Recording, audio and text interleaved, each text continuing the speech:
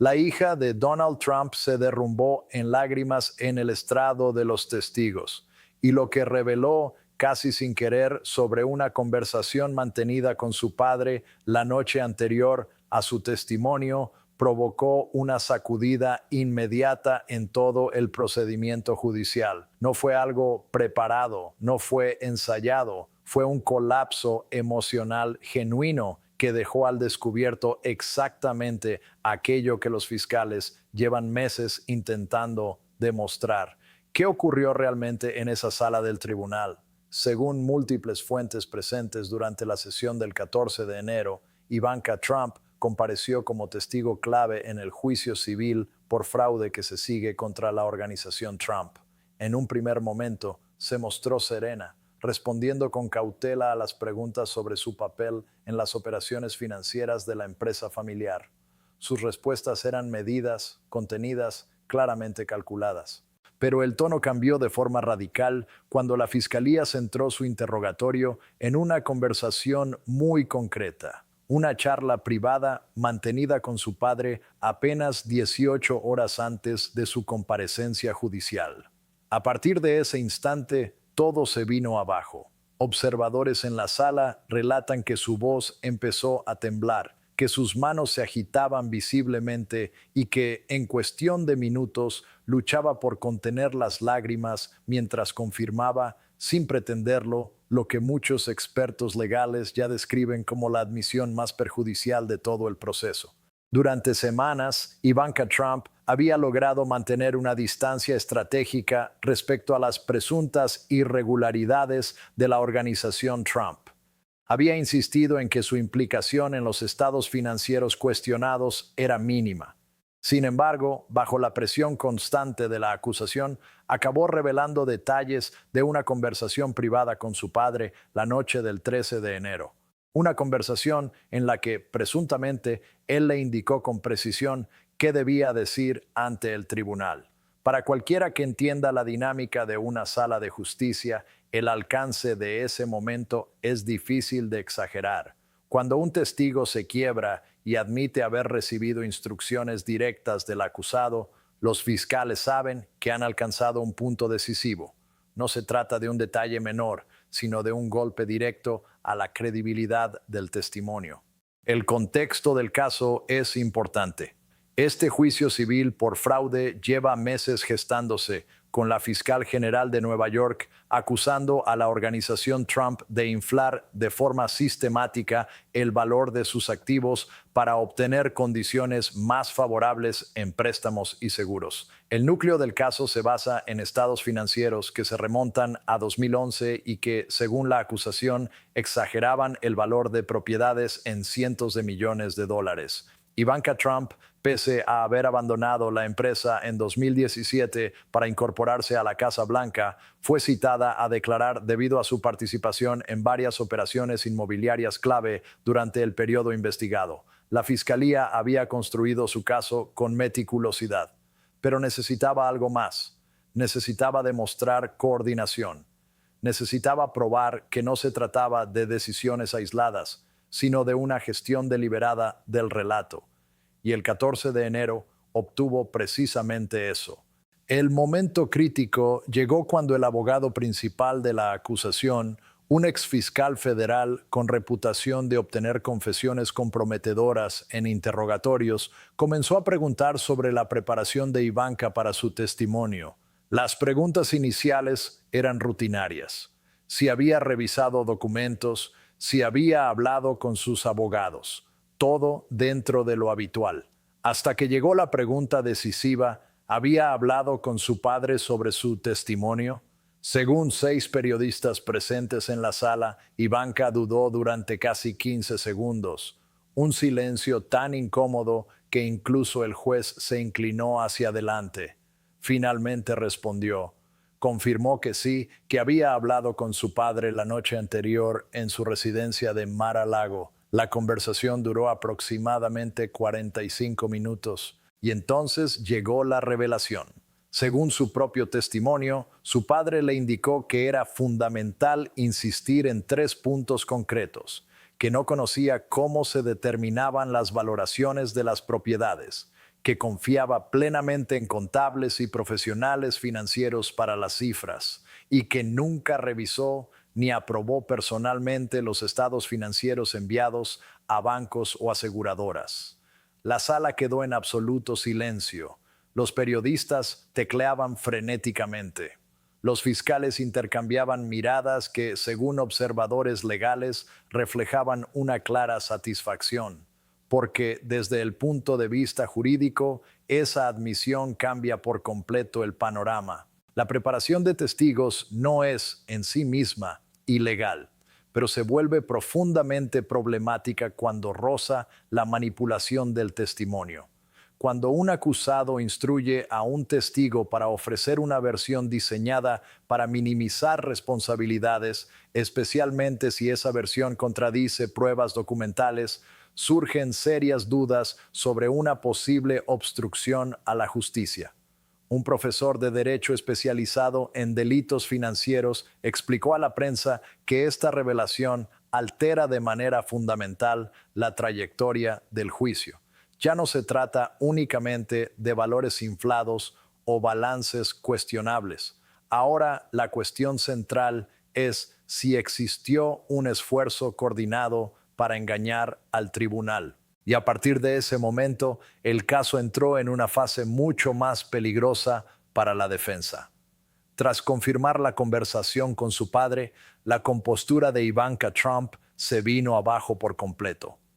Testigos presentes en la sala relatan que sus ojos se llenaron de lágrimas y que su voz se quebró al intentar continuar con sus respuestas.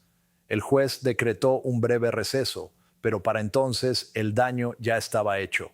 La imagen de control que había proyectado hasta ese momento había desaparecido. Cuando la vista se reanudó 20 minutos después, la fiscalía intensificó la presión. Presentó una serie de correos electrónicos internos de la organización Trump fechados en 2014, mensajes que mostraban a Ivanka directamente implicada en discusiones sobre valoraciones de propiedades vinculadas a un proyecto inmobiliario concreto en Chicago. Aquellos documentos contradecían frontalmente lo que acababa de declarar bajo juramento, que no tenía conocimiento alguno de los métodos de valoración. El momento decisivo llegó cuando los fiscales proyectaron un correo electrónico específico en las pantallas de la sala. El mensaje, fechado el 17 de marzo de 2014, mostraba a Ivanka preguntando a ejecutivos financieros por qué la valoración de la Torre Trump de Chicago había aumentado en $38 millones respecto al año anterior. El correo incluía además su respuesta tras recibir la explicación. Perfecto. Esto nos da mucha más ventaja con Deutsche Bank para el paquete de refinanciación. Según los reporteros judiciales, en el instante en que ese correo apareció en pantalla, Ivanka palideció visiblemente. Miró hacia su equipo legal y, acto seguido, se derrumbó por completo.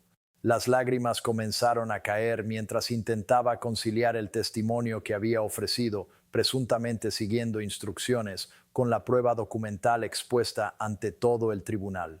La escena fue especialmente demoledora por lo que vino después. Fuentes presentes aseguran que tras mostrar el correo, el fiscal principal formuló una pregunta que cayó como una losa. ¿Es este el tipo de implicación en discusiones sobre valoraciones que usted dijo a este tribunal bajo juramento que nunca tuvo? La pregunta quedó suspendida en el aire durante lo que los asistentes describen como un silencio agonizante. El abogado defensor de Ivanka objetó de inmediato, calificando la pregunta de argumentativa y hostigadora. Sin embargo, el juez desestimó la objeción y ordenó que respondiera. Lo que siguió será analizado durante años en círculos jurídicos. Ivanka trató de hablar entre sollozos. Alegó que no recordaba ese correo concreto, que estaba sacado de contexto, que su papel se limitaba a formular preguntas y no a tomar decisiones, pero su voz se rompía una y otra vez. Sus manos temblaban con tal intensidad que tuvo que agarrarse al borde del estrado para mantenerse firme. La fiscalía, consciente del impacto del momento, no intervino. Dejó que el silencio hiciera su trabajo. Permitió que el juez, los observadores y el público presente absorbieran el peso de un testigo que se desmoronaba bajo la presión de pruebas que contradecían su propio testimonio. Un veterano abogado penalista con más de 200 juicios a sus espaldas declaró posteriormente a la prensa que nunca había presenciado un colapso de credibilidad tan absoluto en toda su carrera. Y, sin embargo, lo peor para la defensa aún estaba por llegar. Mientras Ivanka intentaba recomponerse, los fiscales sacaron a relucir un segundo correo electrónico. Este estaba fechado el 2 de abril de 2014, apenas 2 semanas después del primero. En él, Ivanka reenviaba la discusión sobre la valoración a su padre, acompañada de una nota reveladora. Papá, las nuevas cifras de Chicago pintan muy bien. El director financiero dice que esto nos coloca en una posición perfecta para la reunión con Deutsche Bank la próxima semana. Están esperando la valoración más alta y estamos listos para cerrar. Los analistas jurídicos presentes en la sala comprendieron de inmediato la gravedad del documento. Ya no se trataba de simples preguntas técnicas. Era una comunicación directa con su padre sobre el uso de cifras infladas en negociaciones con un banco, una implicación activa y consciente. La fiscalía no necesitó formular ninguna pregunta adicional. Se limitó a dejar el correo proyectado en la pantalla. Ivanka seguía llorando. El juez le preguntó si necesitaba otro receso, pero ella negó con la cabeza y trató de continuar. Entonces llegó la pregunta más devastadora de todas.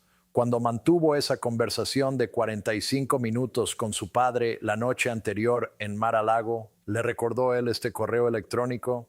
El abogado defensor prácticamente saltó de su asiento para objetar, pero el daño ya estaba hecho. La pregunta, por sí sola, sugería que el expresidente había preparado a su hija para evitar cualquier mención de pruebas que demostraban su implicación directa. En ese punto, el juicio dejó de ser únicamente un debate sobre valoraciones inmobiliarias.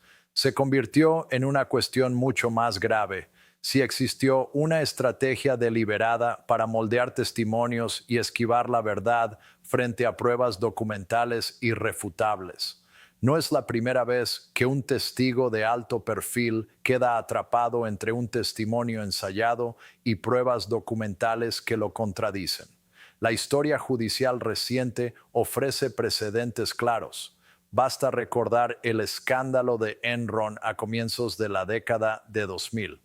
Sharon Watkins, vicepresidenta de la compañía, intentó inicialmente minimizar su conocimiento de las irregularidades contables durante su declaración. Sin embargo, cuando los fiscales presentaron memorandos internos redactados por ella misma, en los que advertía sobre prácticas fraudulentas, su relato se vino abajo. Esa contradicción entre lo declarado y lo escrito se convirtió en una de las piezas más contundentes del caso, y la credibilidad de los ejecutivos de Enron quedó destruida. Las condenas penales que siguieron no fueron casuales. Un patrón similar se observó en el juicio por obstrucción a la justicia contra Martha Stewart en 2004. Stewart sostuvo que no tenía conocimiento alguno de posibles operaciones con información privilegiada cuando vendió acciones de ImClone. La fiscalía, sin embargo, presentó registros telefónicos, correos electrónicos y testimonios de asistentes que demostraban que había recibido información clave sobre los problemas regulatorios de la empresa antes de la venta. La distancia entre su versión y las pruebas documentales fue determinante para su condena. El mensaje es inequívoco. Cuando un testigo ofrece un relato alineado con una estrategia defensiva, pero contradicho por documentos, la credibilidad se evapora y el riesgo legal se multiplica. Los tribunales no operan sobre lealtades, sino sobre hechos verificables. En este caso, la diferencia es especialmente significativa. No se trata de un ejecutivo más ni de un colaborador periférico. Es la hija del expresidente de Estados Unidos, una figura que hasta ese momento había logrado mantenerse al margen de las acusaciones más graves contra la organización Trump. Y sin embargo, una combinación de correos electrónicos y una admisión involuntaria sobre haber sido instruida la noche anterior bastaron para romper esa narrativa cuidadosamente construida. Analistas jurídicos que seguían la vista coincidieron en que este fue uno de esos momentos que cambian de forma irreversible la percepción del tribunal, incluso en un juicio sin jurado como este, donde la decisión recae exclusivamente en el juez. La credibilidad del testigo sigue siendo un factor central. Un testimonio que se derrumba bajo la presión de pruebas contradictorias deja una huella difícil de borrar. ¿Qué provocó entonces un colapso emocional de tal magnitud? Expertos en derecho y psicología forense que han revisado las transcripciones apuntan a una situación psicológica prácticamente insostenible. Por un lado, Ivanka Trump había recibido instrucciones explícitas de su padre pocas horas antes de declarar. En el contexto familiar de los Trump, la lealtad no es una opción secundaria, es una expectativa central. Desobedecer esas instrucciones no es simplemente una decisión personal, sino una ruptura con una estructura de poder y dependencia profundamente arraigada. Por otro lado, se encontraba frente a fiscales experimentados, armados con documentos que contradecían directamente el relato que se le había indicado seguir. En un entorno donde el falso testimonio puede tener consecuencias penales, la tensión entre proteger a un familiar y protegerse a uno mismo alcanza niveles extremos. Esa colisión entre la lealtad familiar y la realidad jurídica es el caldo de cultivo perfecto para un colapso emocional en público. Y aquí es donde el caso adquiere una dimensión aún más preocupante. No estamos hablando únicamente de un correo electrónico o de un episodio aislado de nerviosismo en el estrado. Si el expresidente estaba efectivamente instruyendo a testigos sobre qué decir bajo juramento, especialmente cuando esas instrucciones chocan con pruebas documentales, estamos ante un patrón de conducta que va mucho más allá de la defensa en un proceso civil. Ese patrón abre la puerta a cuestiones mucho más serias: manipulación de testigos, coordinación de testimonios y posibles intentos de obstrucción. Una vez que se establece la existencia de una práctica así con un testigo clave, los fiscales obtienen un mapa claro para examinar otros testimonios y otras comunicaciones previas a comparecencias judiciales. Para Ivanka Trump, las consecuencias personales son especialmente delicadas. Se encuentra atrapada entre dos fuerzas opuestas. De un lado, la presión constante de su padre y del entorno familiar para mantener una versión común de los hechos, proteger el apellido y no desviarse del discurso establecido. De otro, la evidencia ya presentada en sala que contradice esa versión y la expone a un riesgo legal directo si persiste en ella. No existe una salida limpia. Mantener el relato preparado implica asumir el riesgo de que aparezcan más documentos que lo desmientan, con las correspondientes consecuencias legales. Romper con la narrativa familiar, en cambio, supone un coste personal y político incalculable dentro del universo Trump.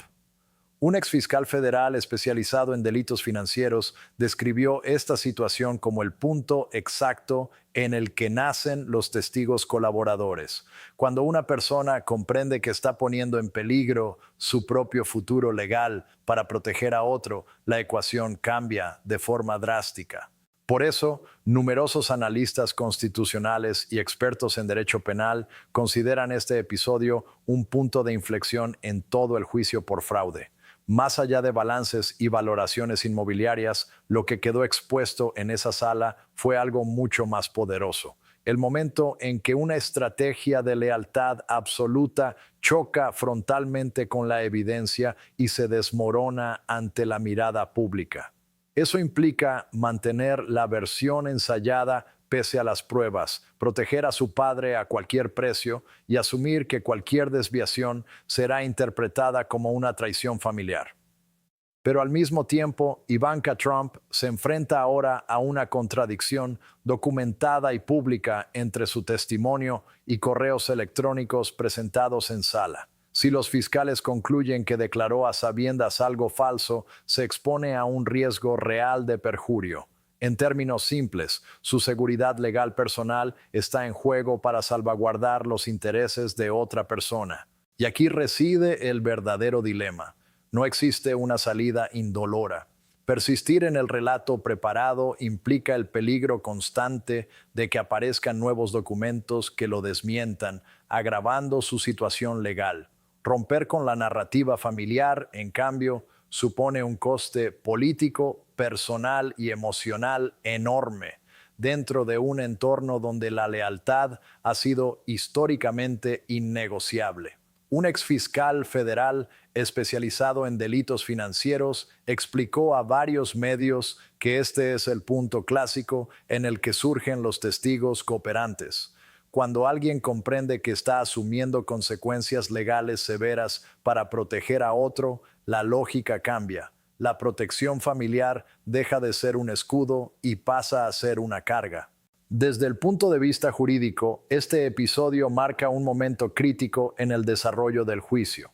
Analistas legales y constitucionales coinciden en que el colapso emocional de Ivanka Trump, combinado con la presentación inmediata de pruebas documentales contradictorias, puede convertirse en el eje central del caso de la Fiscalía. Los informes financieros y los análisis periciales son importantes, pero nada pesa tanto en la valoración de un juez como observar a un testigo derrumbarse cuando la evidencia desmonta su relato bajo juramento. Un exfiscal del estado de Nueva York subrayó que la admisión de haber sido instruida por su padre la noche anterior a declarar resulta especialmente perjudicial para la estrategia de la defensa. Hasta ahora, el argumento central se basaba en la fragmentación de responsabilidades, distintas personas, distintos roles, confianza en asesores externos. Sin embargo, si se demuestra que el expresidente coordinó lo que los testigos debían decir, esa narrativa se desmorona. Lo que emerge es una imagen de control centralizado y gestión consciente de los testimonios.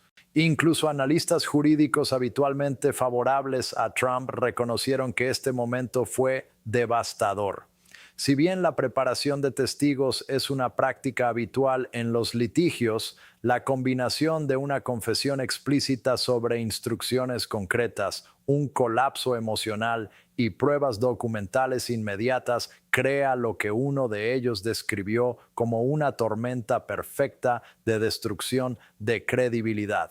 Recuperarse de algo así es extremadamente difícil. Las consecuencias prácticas son claras. En primer lugar, el impacto inmediato sobre el juicio es grave. El juez Arthur Engoron, que preside este proceso sin jurado, dispone ahora de pruebas directas de que al menos un testigo clave ofreció un testimonio preparado que entra en conflicto con documentos verificables.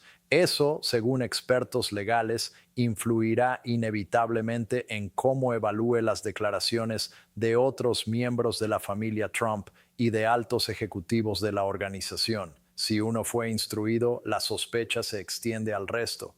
En segundo lugar, se genera un problema de credibilidad casi insalvable para futuras comparecencias. Ivanka Trump estaba prevista para volver al estrado y responder sobre otras operaciones inmobiliarias. Tras lo ocurrido, cualquier palabra suya será examinada bajo la presunción de que responde a instrucciones previas y no a un relato espontáneo y veraz.